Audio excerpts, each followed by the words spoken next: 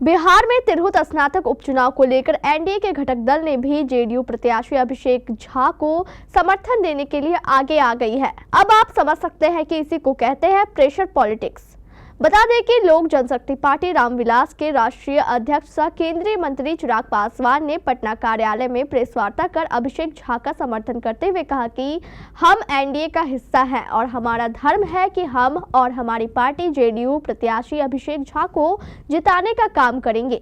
विशेष जानकारी दे रहे हैं पटना संवाददाता अमलेश आनंद। नमस्कार, आप देख रहे हैं केबीसी न्यूज़। मैं हूं अमलेश आनंद। देखिए, जिस तरह से तिरहुत में एमएलसी का उपचुनाव का दौर चल रहा है, 5 तारीख को चुनाव है और वहां जनता दल यूनाइटेड से एक प्रत्याशी थे अभिषेक झा, वर्तमान में हैं, वो लड़ रहे हैं और उनको समर्थन के लिए चूँकि अभी जो राजनीतिक कुनबे में एक अलग अलग तरह की भ्रांतियां चल रही थी, अलग अलग विचारधारा में लोग घुसे हुए थे और उस भ्रांति को तोड़ने का काम आज चिराग पासवान ने किया है।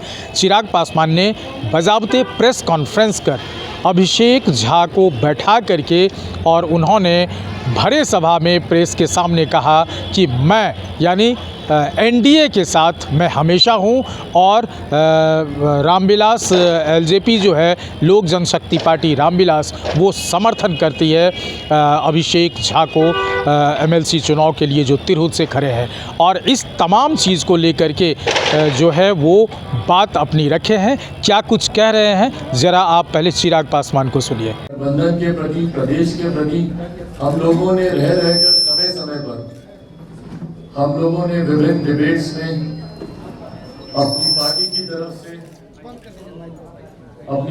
तरफ से गठबंधन की तरफ से इनको अपनी बातों को रखते हुए एक प्रवक्ता के तौर पर भी हम लोगों ने सुना है और आज गठबंधन ने ये बड़ी जिम्मेदारी इनको दी है और आज मैं लोक जनशक्ति पार्टी रामविलास का राष्ट्रीय अध्यक्ष होने के नाते इस बात को कहने की शब्दों में ज्यादा जरूरत नहीं, पर एक औपचारिकता जरूर है ताकि किसी के मन में किसी प्रकार का कोई संदेह न रहे। लोक जनशक्ति पार्टी रामविलास का, हमारे पार्टी के हर एक नेता, हर एक कार्यकर्ता का मजबूत समर्थन इस चुनाव में मेरे छोटे भाई अभिषेक जी को जाता है। इनके लिए हमारी पार्टी का हर एक नेता, हर एक कार्यकर्ता न सिर्फ प्रचार प्रसार बल्कि इनकी जीत को सुनिश्चित करने के लिए पूरी लगन, पूरी मेहनत के साथ पूरी पार्टी इसमें पहले से ही लगी हुई है और इस बात का उम्मीद ही नहीं, विश्वास है कि न सिर्फ ये चुनाव जीतेंगे बल्कि भारी मतों से ये चुनाव जीतने का काम करेंगे। जिस तरीके से आज की तारीख में एनडीए गठबंधन के प्रति जनता का विश्वास बढ़ा है, बड़े बड़े दावे, बड़े बड़ी बातें अलग अलग समय पर विपक्ष के दलों के द्वारा किए जाते रहे। हम लोगों ने लोकसभा के चुनाव से हम लोग उनके झूठे दावे और वादों को सुनते आ रहे। लोकसभा के वक्त भी बड़ी बड़ी बातें कही गई थी कि इनको दिखा देंगे, इनको बता देंगे। क्या हो गया?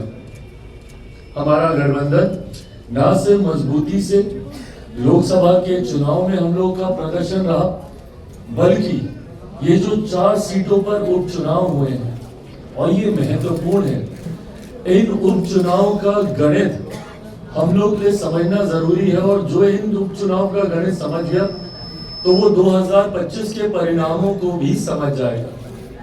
ये कोई सामान्य परिस्थिति नहीं है जिनमें उपचुनाव हुए थे और किन सीटों पर उपचुनाव हुए थे। उनमें से 3 सीटें सिटिंग थी विपक्षी दलों के पास, तथाकथित इंडिया अलायंस, यूपीए, महागठबंधन, जो भी ये लोग अपने आप को बुलाते हो, 3 उनकी सिटिंग थी। ना सिर्फ हमने अपनी एक रिटेन की है बल्कि इनकी 3 सीटों को भी एनडीए गठबंधन ने जीतने का काम किया है और उनमें से सीटें कौन कौन सी?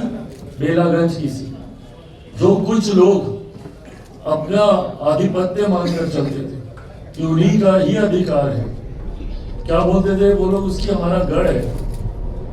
उनका गढ़ को एनडीए ने हासिल करने का काम किया, जहां लगभग 3 साढ़े 3 दशक से वो लोग इस सीट को नहीं कोई दूसरा नहीं निकाल पाया था, उन्हीं के पास ये सीट रही थी। ऐसी सीटों को, तरारी वाली सीट, जिस तरीके से विशाल ने उस सीट को जीता, मनोरमा जी ने बेलागंज को जीता, ये चारों सीटें दर्शाती है। इमामगंज को भी लेकर दुनिया भर का प्रचार प्रसार, फलाना ढिमकाना सब बोला गया, गठबंधन पे सवाल उठाए गए, तमाम बातें बोली गई। हासिल क्या हुआ? साम दाम दंड भेद सब आपने कर लिया, और विपक्ष झूठ की राजनीति करने के लिए जाना ही चाहता है। लोकसभा में भी लोगों को डराकर ये मत हासिल करने का काम करते रहे, अभी भी सिर्फ झूठ बोलकर। तो आपने सुना जिस तरह से चिराग पासवान इन्हें छोटे भाई कह के, हमारा घर का लड़का है, हमारा छोटा भाई है, इस तरह की प्यार बरपाते हुए नज़र आ रहे थे। उसी तरह दूसरे कुनबे में ये भी देखा जा सकता है कि इनके समर्थन में अगर अभिषेक आया तो क्या इनके और चाहने वाले जो हैं, क्या उनको समर्थन नहीं देंगे या क्या एनडीए का हिस्सा से उनको अलग रखेंगे? ये देखने वाली बात होगी। देखते रहिए केबीसी न्यूज़। अमलेश आनंद, पटना।